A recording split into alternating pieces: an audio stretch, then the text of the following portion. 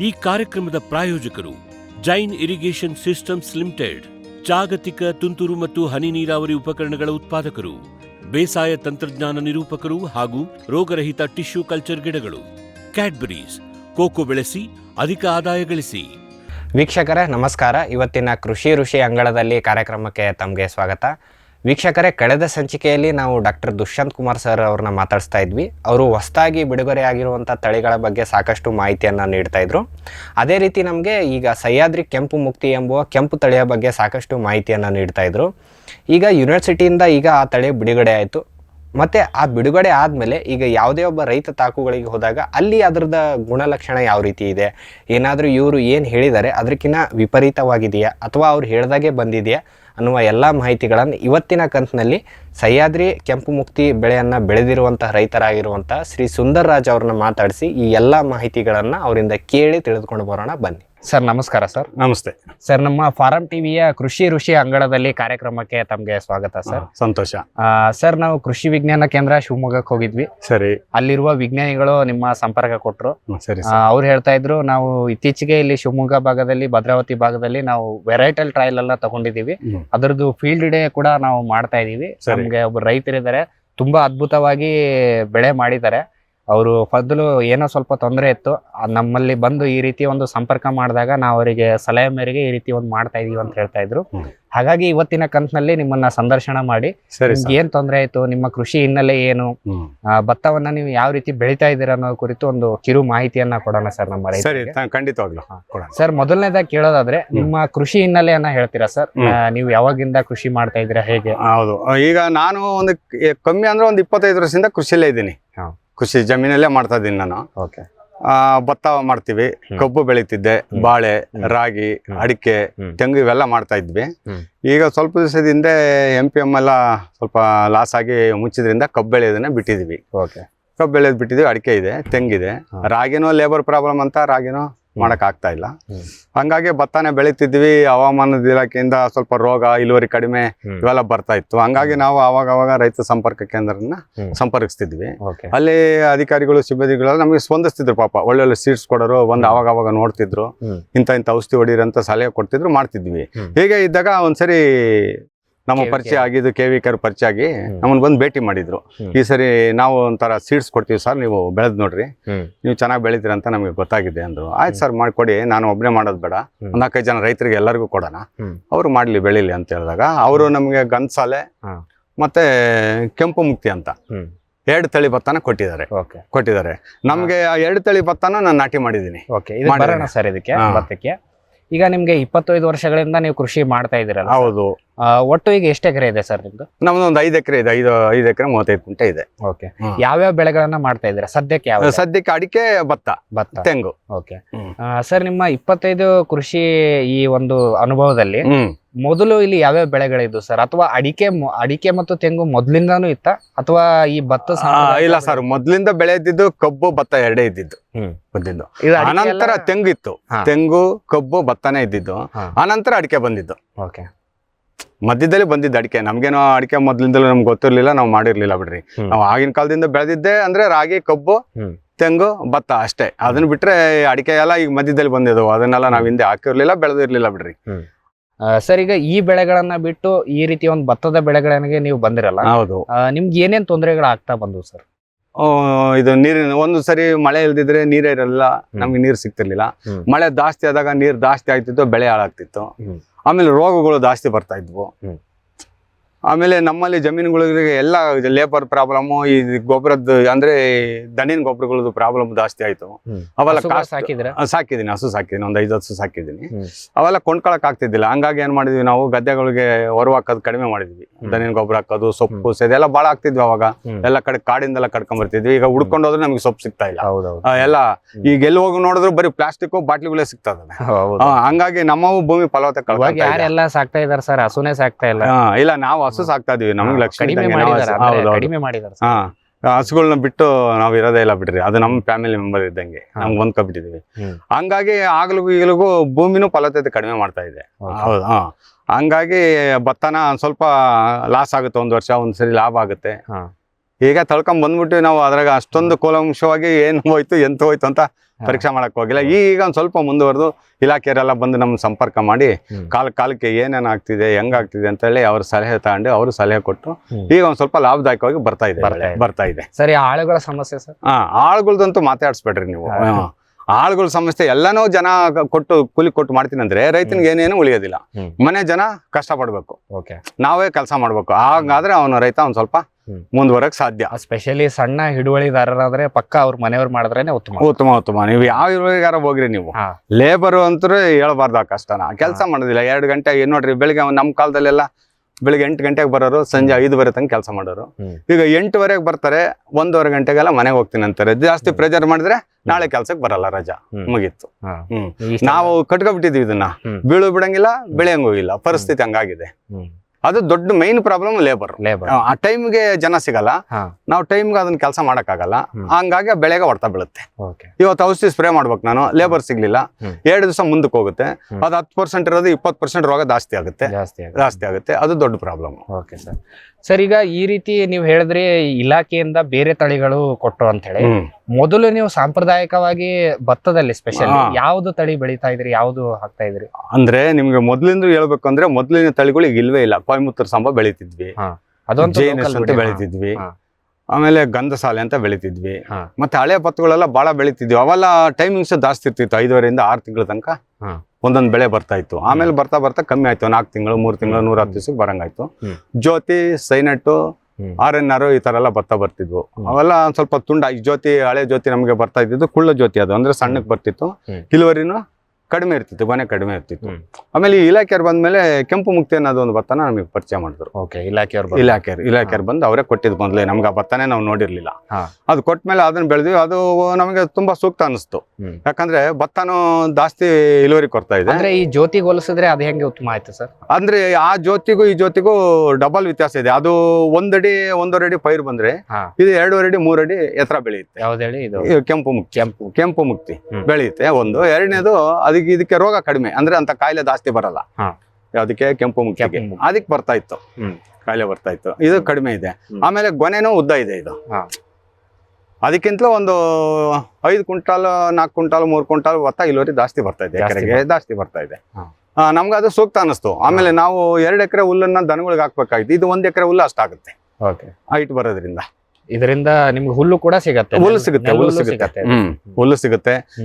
ಭತ್ತನೂ ಸ್ವಲ್ಪ ಜಾಸ್ತಿ ಆಗಿದೆ. ಆಮೇಲೆ ರೋಗ ನಿರೋಧಕನು ನಾವು ಔಷಧಿ ಹೊಡೆಯೋದು ಕಡಿಮೆ ಆಗಿದೆ. ಇವೆಲ್ಲ ಅನುಕೂಲ ಆದಂಗೆ ನಮ್ಗೆ. ಈಗ ಈ ಭತ್ತದ ಹುಲ್ಲು ಏನಾದ್ರು ನೀವು ಬೇರೆಯವ್ರಿಗೆ ಕೊಡ್ತೀರಾ? ಯಾಕಂದ್ರೆ ಈ ಭದ್ರಾವತಿ ಭಾಗದಲ್ಲಿ ಸ್ವಲ್ಪ ಕೊಡ್ತಾರೆ ಸರ್, ಕೊಡ್ತಾರೆ. ನಾವು ಕೊಡ್ತಾ ಇಲ್ಲ, ಕೆಲವ್ರು ಕೊಡ್ತಾರೆ. ನಮ್ ದನಗಳಿಗೆ ಸಾಕಾಗುತ್ತೆ. ಪ್ಯಾಡಿಸ್ಟ್ರಾ ಮಶ್ರೂಮ್ ಅಂತ ಹೇಳಿ ಬೆಳಿತಾರೆ. ಆ ರೀತಿ ಏನಾದ್ರು ಇಲ್ಲಿ ಮಶ್ರೂಮ್ ಯೂನಿಟ್ ಗಳಿಗೆ ಈ ಅಣಬೆ ಕೃಷಿ ಮಾಡ್ತಾರಲ್ಲ, ಅವ್ರಿಗೆ ಏನಾದ್ರು ಈ ರೀತಿ? ಇಲ್ಲ ಸರ್, ನಾವು ಆ ರೀತಿ ಯಾರಿಗೂ ಕೊಟ್ಟಿಲ್ಲ. ರೈತರು ದನ ಕರು ಇರೋರು ಪರ್ಚೇಸ್ ಮಾಡ್ಕೊಂತಾರೆ. ಅವರಿಗೆ ಪೆಂಡಿ ಕಟ್ಟಿ ಕೊಡ್ತಾರೆ. ಒಂದು ಪೆಂಡಿ 150 200 250 ರೂಪಾಯಿ ನಂಗೆ ಕಟ್ತಾರೆ. ಆ ಪೆಂಡಿ ಕಟ್ಟನೆ 40 ರೂಪಾಯಿ ಕೊಡ್ಬೇಕು, ಅದು ಟ್ರ್ಯಾಕ್ಟರ್ನಿಗೆ. ಅಂದ್ರೆ ನಾವು ಮಾರಿಲ್ಲ, ನಮ್ಮ ಹುಲ್ಲು ನಮ್ಮ ದನಗಳಿಗೆ ಆಗುತ್ತೆ. ಬೇರೆ ರೈತರು ಕೊಟ್ಟಿದ್ದಾರೆ. ಅಂದ್ರೆ ಈ ತರ ನೀವ್ ಹೇಳಿದಂಗೆ ಅಣಬೆ ಬೆಳೆಯರಿಗೆ ಯಾರಿಗೂ ಕೊಟ್ಟಿಲ್ಲ, ರೈತರಿಗೆ ಕೊಟ್ಟಿದ್ದಾರೆ. ಈಗ ಜಮೀನಿದೆ, ಅವ್ರ ಹತ್ರ ದನಗಳು ಇರ್ತವೆ, ಜಮೀನ್ ಇರಲ್ಲ, ಅಂತರ ಹುಲ್ಲನ್ನು ತಗೊಂತಾರೆ. Okay sir. ವಿಶ್ವದಾದ್ಯಂತ ಪೇಟೆಂಟ್ ಪಡೆದ ನ್ಯಾನೋ ತಂತ್ರಜ್ಞಾನದಲ್ಲಿ ತಯಾರಾದ ನೂವಾಲ್ಗಿ ದ್ರಾವಣ. ನೂವಾಲ್ಗಿ ಉಪಯೋಗಿಸಿದ ಮೇಲೆ ತುಂಬಾ ಇಳುವರಿನೂ ಬಂದಿದೆ. ಕಾಳುಮೆಣಸಿಗಂತೂ ಬಹಳ ಚೆನ್ನಾಗಿ ಬರುತ್ತೆ. ರೇಷ್ಮೆ ಎಲೆನೂ ಚೆನ್ನಾಗಿ ಬರ್ತಾ ಇದೆ. ಗಿಡಗಳು ತುಂಬಾ ಚೆನ್ನಾಗಿ ಬೆಳವಣಿಗೆ ಆಯಿತು.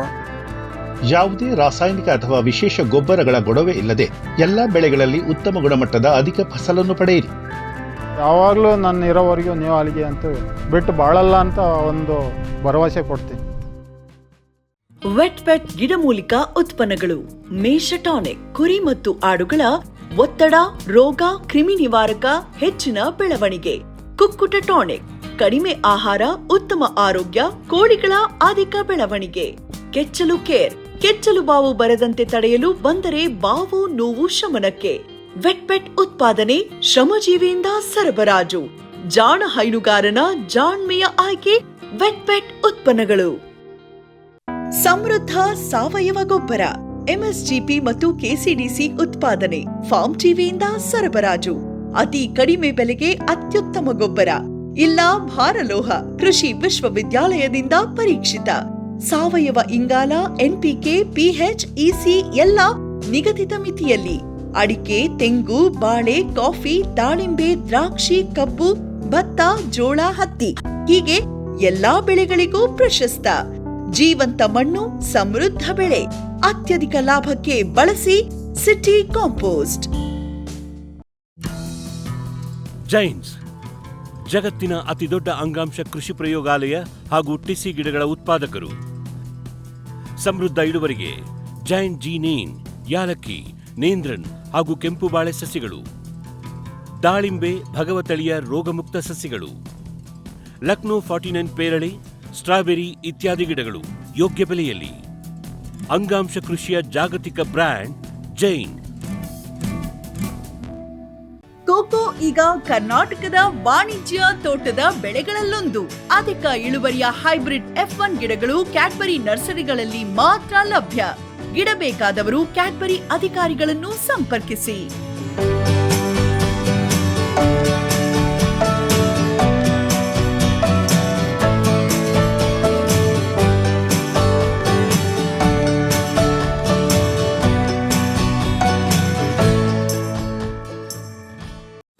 ಫ್ಯೂಚರ್ ಬಯೋಟೆಕ್ ಸಾವಯವ ಕೃಷಿಯ ವೇಗವರ್ಧಕ. ಪೋಷಕಾಂಶ ಪೂರೈಕೆಗೆ NPK ಕಲ್ಚರ್, ವ್ಯಾಮ್, PSP ಮತ್ತು KMB. ಜೈವಿಕ ರೋಗ ಕೀಟ ನಿಯಂತ್ರಣಕ್ಕೆ ಟ್ರೈಕೋಡರ್ಮಾ, ಸೂಡೋಮೊನಾಸ್. ಸಾವಯವ ಗೊಬ್ಬರ ಉತ್ಪಾದನೆಗೆ ಕಾಂಪೋಸ್ಟ್ ಕಲ್ಚರ್. ಹೂವು ಕಾಯಿ ಉದುರುವ ಸಮಸ್ಯೆಗೆ ಕಾಮಧೇನು ಮತ್ತು ಸತ್ವ. ಮಣ್ಣಿನ ಆರೋಗ್ಯ ವೃದ್ಧಿಗೆ ಫ್ಯೂಚರ್ ಬಯೋಟೆಕ್, ಧಾರವಾಡ.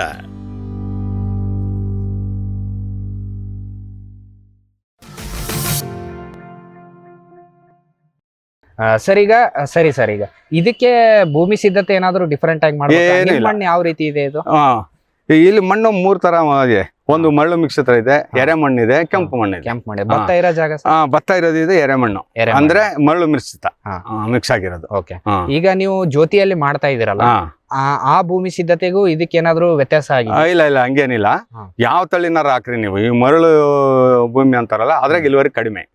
ಎರೆ ಮಣ್ಣು, ಕೆಮ್ಮಣ್ಣು ಇದೆಯಲ್ಲ ಅದು ಸ್ವಲ್ಪ ಫಲವತ್ತಾದ ಮಣ್ಣು ಅಂತ ನಮ್ಮ ಅನಿಸಿಕೆ, ನಮ್ಮ ನಂಬಿಕೆ ಮೇಲೆ. ಈಗ ಇದ್ರದ್ದು ಭೂಮಿ ಸಿದ್ಧತೆ ಯಾವ ರೀತಿ ಮಾಡ್ಕೊಂಡ್ರಿ ಸರ್? ಈಗ ಜ್ಯೋತಿಯಲ್ಲಿ ಹೆಂಗೆ ಮಾಡ್ತಿದ್ರಿ? ಸೇಮ್ ನಾವು ಮೊದ್ಲಿಂದಲೂ ಏನ್ ಮಾಡ್ಕೊಂತಿದ್ವಿ ಅದೇ ತರಾನೇ ಮಾಡ್ತಾ ಇದೀವಿ. ಅದ್ರಾಗೆ ಏನು ವ್ಯತ್ಯಾಸ ಇಲ್ಲ. ಏನಪ್ಪಾ ಅಂದ್ರೆ ಈಗ ಸ್ವಲ್ಪ ಕಾಲಾವಕಾಶ ಇತ್ತು ಅಂದ್ರೆ ಇದಕ್ಕೆ ಹೊರವಾಗ್ಲಿ ಅಂತ ಡೈಂಚ, ಸೆಣಬು ಏನಾರ ಒಂದು ಹಾಕೊಂಡು ಮತ್ತೆ ಡೆಮೊಲೇಷನ್ ಮಾಡಿ, ಗೊಬ್ಬರ ಹಾಕಿ ಡೆಮೊಲೇಷನ್ ಮಾಡಿ ನಾಟಿ ಮಾಡಿ.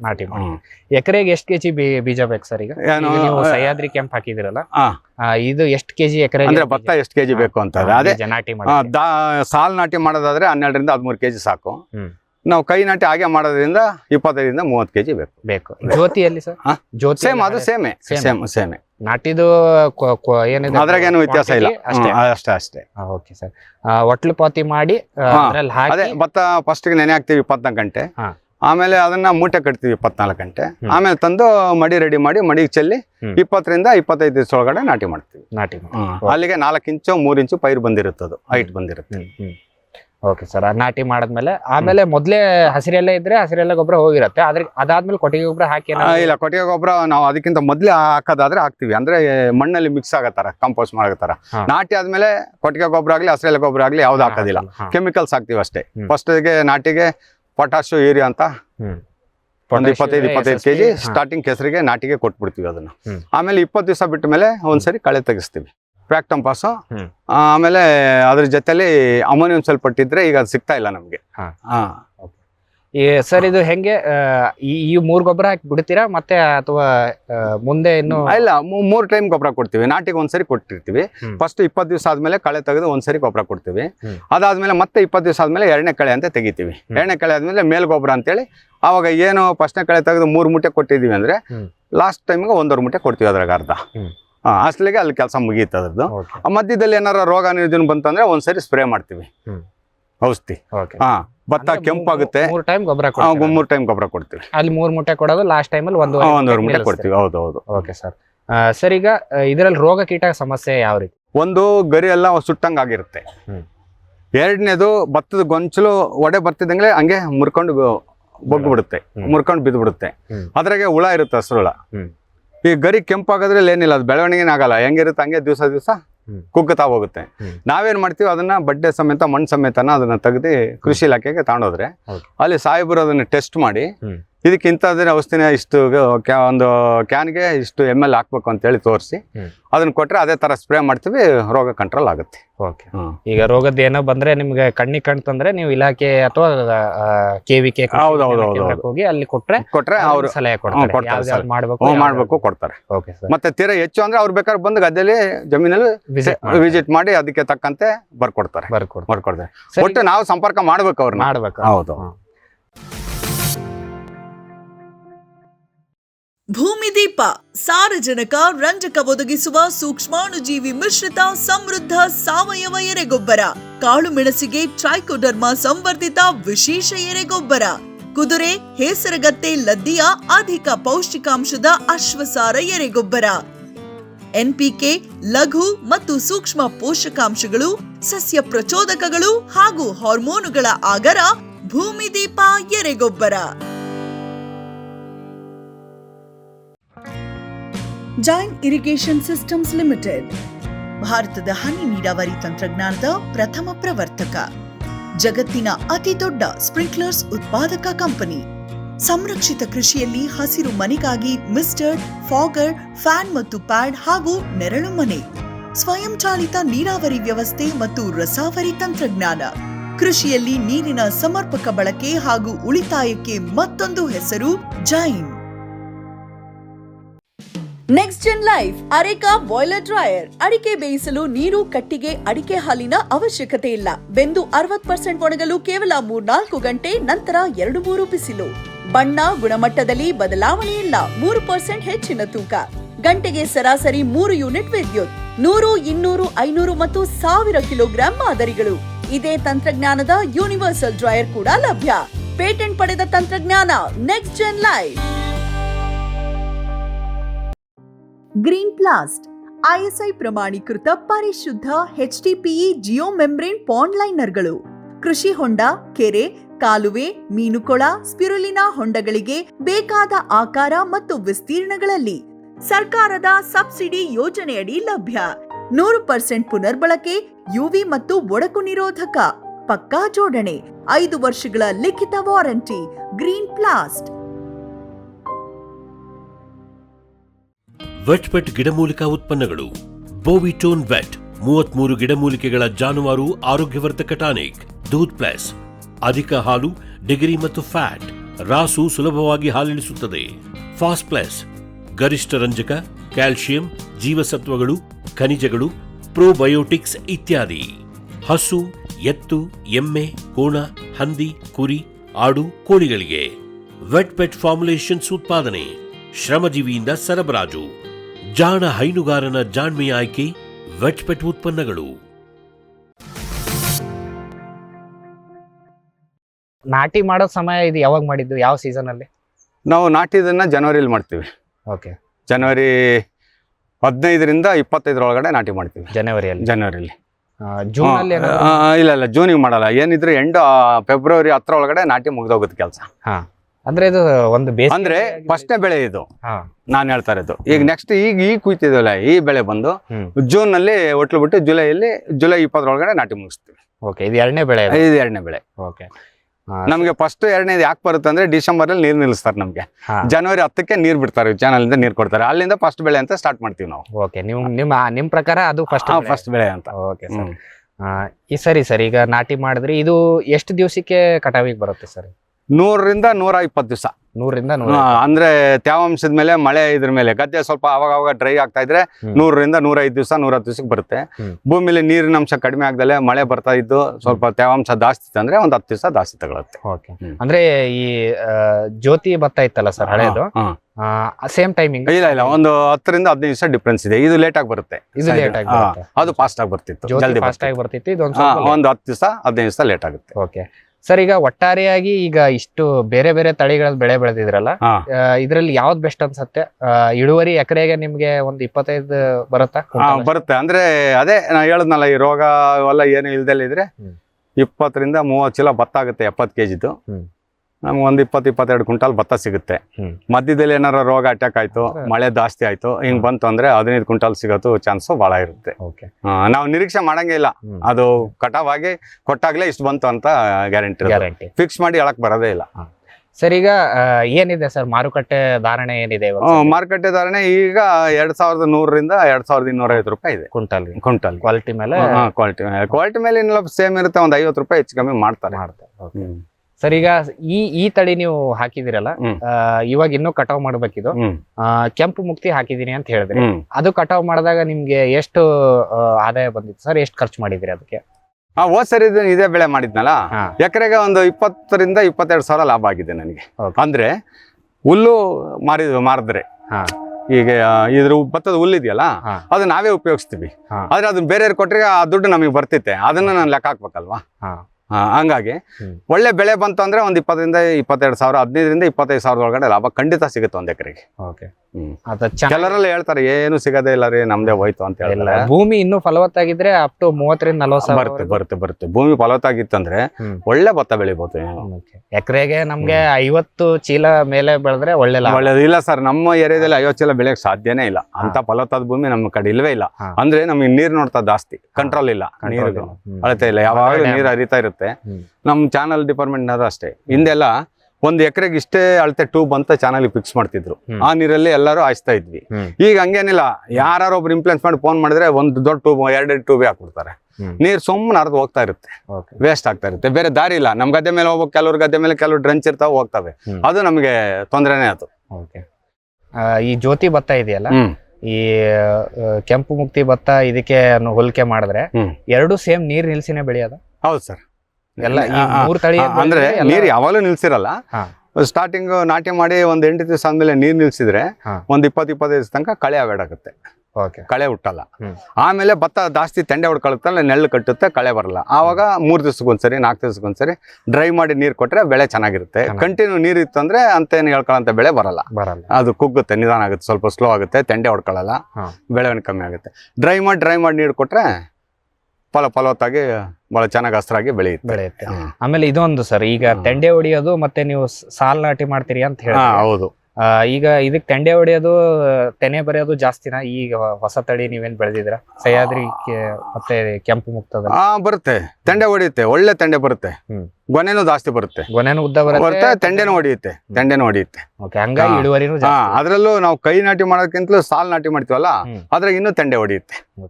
ಸರ್, ನೀವು ಇಷ್ಟೊತ್ತು ಯಾವ ರೀತಿ ಒಂದು ಈ ಸಾಂಪ್ರದಾಯಿಕ ಭತ್ತಕ್ಕೂ ಮತ್ತೆ ಈಗ KVK ಕೊಟ್ಟಿರುವಂತಹ ಹೊಸ ತಳಿ ಭತ್ತಕ್ಕೂ ಬೆಳೆದು ಯಾವ ರೀತಿ ಒಂದು ವ್ಯತ್ಯಾಸ ನೀವು ಕಂಡುಕೊಂಡಿದ್ದೀರಾ ಅನ್ನೋದು ಕುರಿತು ಒಂದು ಸಾಕಷ್ಟು ಮಾಹಿತಿಯನ್ನ ನಮ್ಮ ರೈತರಿಗೆ ನೀಡಿದ್ರಿ ಸರ್. ಹಾಗಾಗಿ ಇಷ್ಟೊತ್ತು ಮಾಹಿತಿ ಕೊಟ್ಟಿದ್ದಕ್ಕೆ ನಮ್ಮ ರೈತರ ವತಿಯಿಂದ ಹಾಗೂ ನಮ್ಮ ವಾಹಿನಿಯ ವತಿಯಿಂದ ತಮಗೆ ತುಂಬು ಹೃದಯದ ಧನ್ಯವಾದಗಳು. ನಮಸ್ಕಾರ, ಧನ್ಯವಾದಗಳು. ವೀಕ್ಷಕರೇ, ಇಷ್ಟೊತ್ತು ನಮಗೆ ಶ್ರೀ ಸುಂದರ್ರಾಜ್ ಸರ್ ಅವರು ಹೇಳ್ತಾ ಇದ್ರು, ಈ ಸಹ್ಯಾದ್ರಿ ಕೆಂಪು ಮುಕ್ತಿ ಅನ್ನೋ ಏನು ತಳಿ ಇದೆ, ಇದು ನಮ್ಮ ಸಾಂಪ್ರದಾಯಿಕ ತಳಿಯಾಗಿರುವಂಥ ಜ್ಯೋತಿ ಭತ್ತಕ್ಕೆ ಹೋಲಿಕೆ ಮಾಡಿದ್ರೆ ಹೆಚ್ಚಿನ ರೋಗ ನಿರೋಧಕ ಶಕ್ತಿಯನ್ನು ಕೊಡ್ತಾ ಇದೆ, ಮತ್ತು ಇಳುವರಿ ಕೂಡ ಜಾಸ್ತಿ ಆಗ್ತಾ ಇದೆ. ಅದಲ್ಲದೆ ಆದಾಯ ಕೂಡ ಇದರಿಂದ ನಮಗೆ ಜಾಸ್ತಿ ಉಳಿತಾ ಇದೆ ಅನ್ನುವ ಎಲ್ಲ ಮಾಹಿತಿಗಳನ್ನು ಅವರು ನಮಗೆ ನೀಡಿದರು. ಹಾಗಾಗಿ ಇಷ್ಟೊತ್ತು ಮಾಹಿತಿ ಕೊಟ್ಟಿದ್ದಕ್ಕೆ ಅವರಿಗೆ ಧನ್ಯವಾದಗಳನ್ನು ತಿಳಿಸುತ್ತಾ ಇವತ್ತಿನ ಒಂದು ಕಾರ್ಯಕ್ರಮವನ್ನು ಇಲ್ಲಿಗೆ ಮುಗಿಸ್ತಾ ಇದ್ದೀವಿ. ನಮಸ್ಕಾರಗಳು. ಈ ಕಾರ್ಯಕ್ರಮದ ಪ್ರಾಯೋಜಕರು ಜೈನ್ ಇರಿಗೇಷನ್ ಸಿಸ್ಟಮ್ಸ್ ಲಿಮಿಟೆಡ್, ಜಾಗತಿಕ ತುಂತುರು ಮತ್ತು ಹನಿ ನೀರಾವರಿ ಉಪಕರಣಗಳ ಉತ್ಪಾದಕರು, ಬೇಸಾಯ ತಂತ್ರಜ್ಞಾನ ನಿರೂಪಕರು ಹಾಗೂ ರೋಗರಹಿತ ಟಿಶ್ಯೂ ಕಲ್ಚರ್ ಗಿಡಗಳು. ಕ್ಯಾಡ್ಬರೀಸ್, ಕೋಕೋ ಬೆಳೆಸಿ ಅಧಿಕ ಆದಾಯ ಗಳಿಸಿ.